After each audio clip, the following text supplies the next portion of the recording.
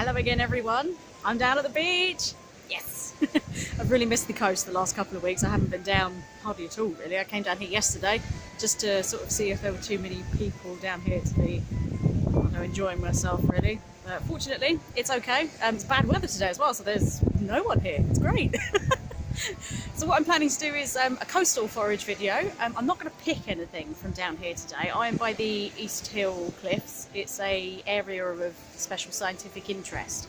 So you can't pick anything here because it's important scientifically. There's a board just before you enter the area that will tell you all of that. But there are a fair few things here that you can pick and eat. Well, if you find it elsewhere. So this big bushy plant right here is a seaweed. And much like anything else with big leafy greens on it, it is another spinachy type plant.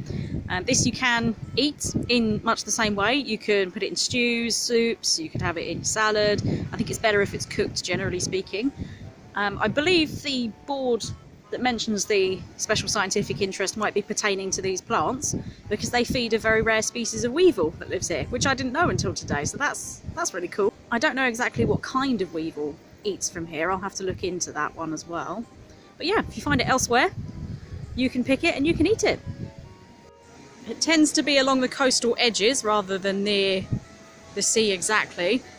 You can see a whole load of it along the ridge there. Plus a whole load more Alexanders. Those things are absolutely everywhere. Now it's important that when you come down to do stuff like this down at the coast, you need to keep an eye on the tide. Ideally look up your tide tables before you come down to any specific area. Check when the tides will be in and out, because especially down this area here you can get cut off by the tide and then you'll have to call out the lifeboat, and you don't want to do that to them. Sophie doesn't need the paperwork. Also, I'm wearing non-slip shoes today. I'm planning on going over to the rock pools, and a lot of the rocks are covered in not just sort of shells and seaweed and all that kind of thing. There is also a type of weed called gutweed over there, and it's very, very slippery. You can wear just trainers or boots or something like that, but non-slip is better, and generally speaking, don't stand on the gutweed, it's not very good. There you go, that's some gutweed right there. So that stuff is super, super slippery. Don't tread on it, you will fall over and really hurt yourself.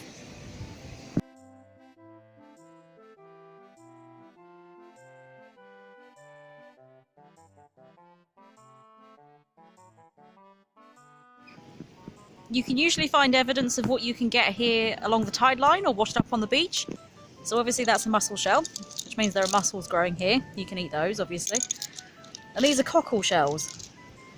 So they're a bit harder to get. You kind of have to dig them up out of the sand if you can, but the shells are here, so that probably means that they're also out in the sand. And of course you can eat a cockle as well. Just starting to spit a little bit, but it doesn't matter because I'm at the rock pools and I love it here. It's one of my favourite places to be. I used to come here, there was a summer I think in particular when I was at school. I came here every single day in the summer holidays. I ended up with such a tan that everyone thought I'd been away to somewhere exotic in the summer. No, I've just been messing around with the crabs in the rock pools.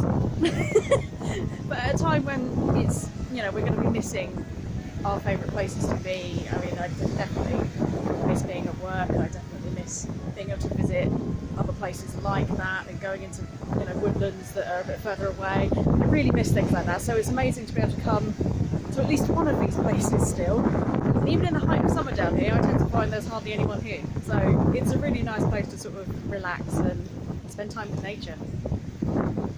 It's pretty hard to see, but I'm pretty sure that's a snake block anemone in there. They're extremely pretty. They're mostly green, and then they've got these lilac-y pink tips to them.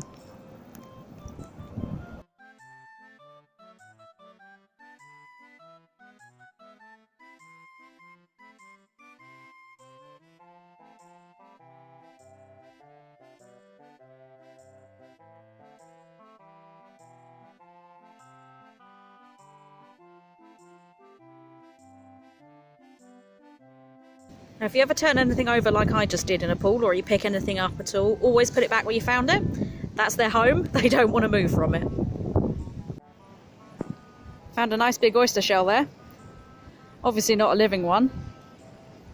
And we do have two species of oyster in this country. This one is the invasive species, and it's the one that we tend to eat more often. There is a native species of oyster, But it is endangered. It is in a bit of trouble. So if you ever find that one while you're out and about foraging, don't eat it. I would pick these ones up if I were you.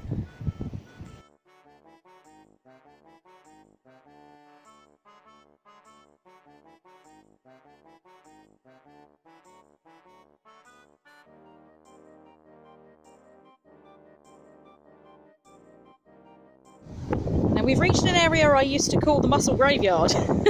I used to come down here quite often when I was a bit younger to pick up lots of mussel shells. I would usually find them empty down here because dog whelks had eaten them.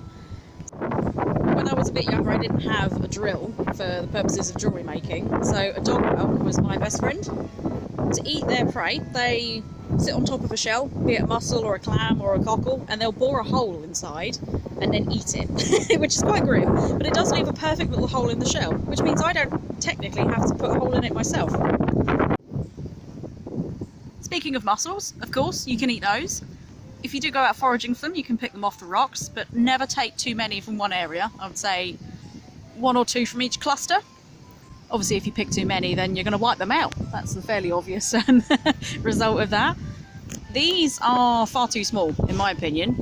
In your local area, there will always be legal landing limits for any shellfish or any fish at all, really, that you catch in the sea. Worth looking those up before you go out foraging. I couldn't actually find ours for here, but I'm not picking them anyway because there's a dirty grade sewage pipe in this area.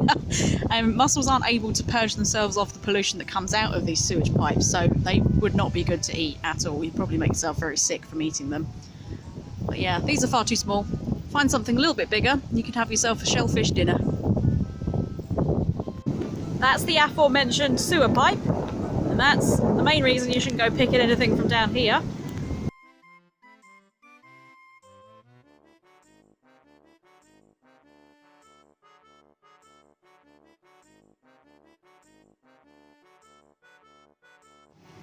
In some areas, of course, you get tiny little nooks and crannies that are a little bit like caves. This one's filled with anemones that are all hidden away because they're not in the water. Funky little black blob things there.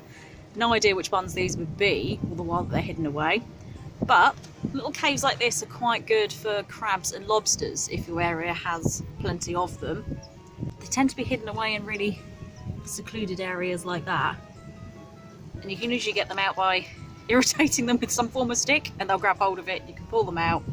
Like everything else though, they also have a legal landing limit size on them, so check that too. I doubt I'll find any today. I've only ever seen one velvet swimming crab down here in the entire time I've been visiting, so pretty unlikely I'm going to find anything today. I think our caves just aren't deep enough.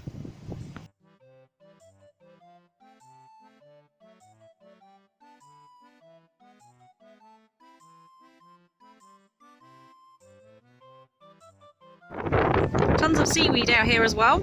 It's all very small, and unfortunately I don't know enough about it to be able to tell you what it is or whether or not you can eat this one. Oh, this is a nice one as well. That's a razor clamshell. Another one you can eat. This one would be way too small for eating. If you were to dig one up like this, you should absolutely put it back. This is definitely a baby. They're a little tricky to find. Like the clams, they tend to be under the sand when the tide goes out. You look for little holes in the sand and then you have to salt those holes, and then they sort of expunge themselves from the little den that they've created. You have to sort of gently hold them and then pull them out of the sand. But you would need them to be way bigger than this to eat.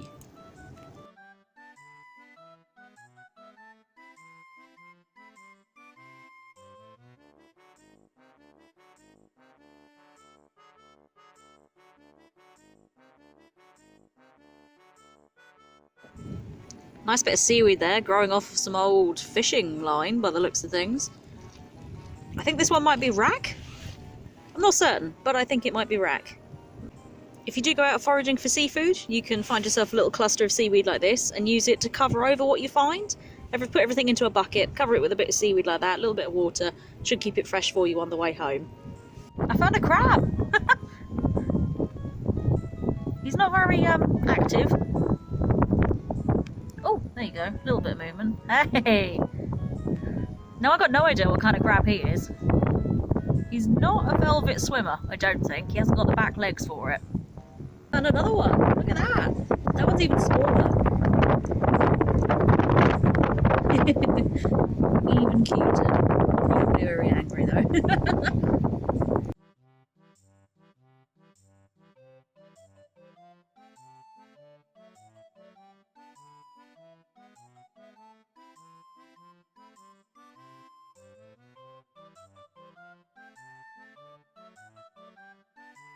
Something else to be mindful of when you're walking around out here is little stones that are covered in that sludgy sand like that. I'm pretty sure it's quicksand that's been washed up.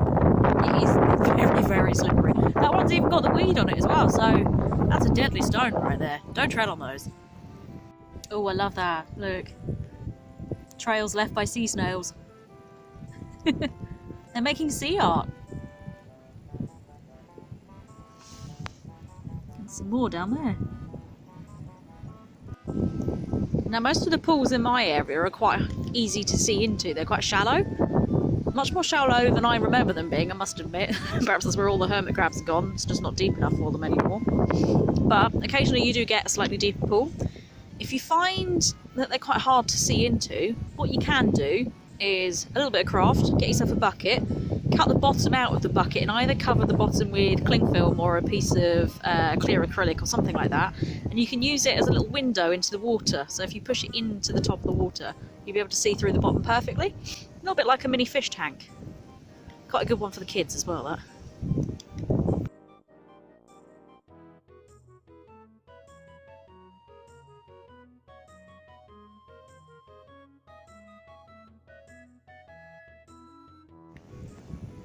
Can you see the colour of that? A little spiralled, stripy shell. I'm not sure what he is, but what he is very pretty. Cool, that's a good find. This one's uninhabited, just got a stone stuck in the back of it, but look at that pattern. He's absolutely coming home with me.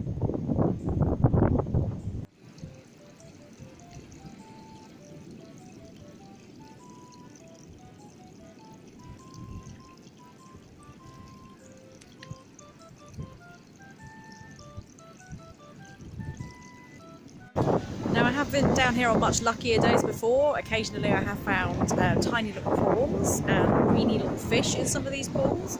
Definitely think they're just slightly too shallow for most of these things at the moment.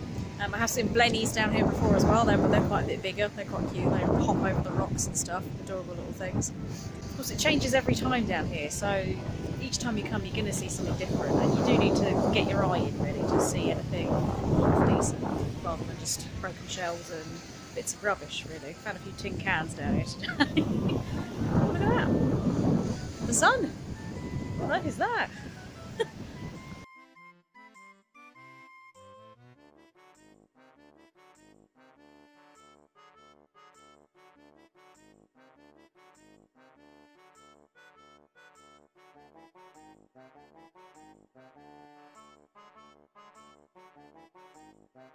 Now, although I was really disappointed to not find a hermit crab today, I don't know if you can tell, but they're my favourite thing to find in the rock pools. They are so tiny and so cute. If you hold them in your hand, they scurry around. It's all tickly.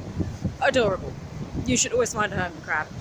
I am really delighted to still see some birds down here. And for the first time ever, I saw a redshank earlier. Didn't even know we could get them here. I mean, that was too far away for me to film or photo for you, but that was incredible. I was down by the rock pools picking out some food for myself. Up on the cliffs behind me, we get fulmars up there as well. They nest on those cliffs, and I've just seen some sort of raptor up there as well. Not quite as big as a buzzard, just a bit bigger than a kestrel, making an awful lot of noise, arguing with the seagulls, I think. And then some tiny little blackbirds that are going in and out of the rocks up there, and I don't know what they are either, so I'm gonna have to do some research. There's a lot more down here bird-wise than I thought there was. So to quickly recap before I go home, there's been a lot of information to take in regarding everything really. There's a lot to remember when you're coastal foraging. Make sure you're aware of your legal landing limits and that you're not picking anywhere that's a protected site like this one. Never take too much from one spot. Obviously, just like plants, things need to be able to survive, so don't take too much or more than you need. Wash everything that you take home, including your hands, of course. And be aware of the local sewage systems, because even if this wasn't a protected site, I couldn't pick here anyway because of that dirty great sewage pipe. Check for the local pollution, and if you're not sure, you can find all this sort of information online, and tide tables are available on the council website as well. Anything you could possibly need should all be online, or if you know a fisherman, just ask them. They know everything as well. So now that the sun's out, I'm going home. I hope you've enjoyed it, guys. I hope it's been informative for you again. I've tried to remember as much as I possibly can. This is all still quite new information for me as well. It's just been really nice to get back down to the coast as well. Oh my god, I'd miss the sea. Stay safe, guys. Bye.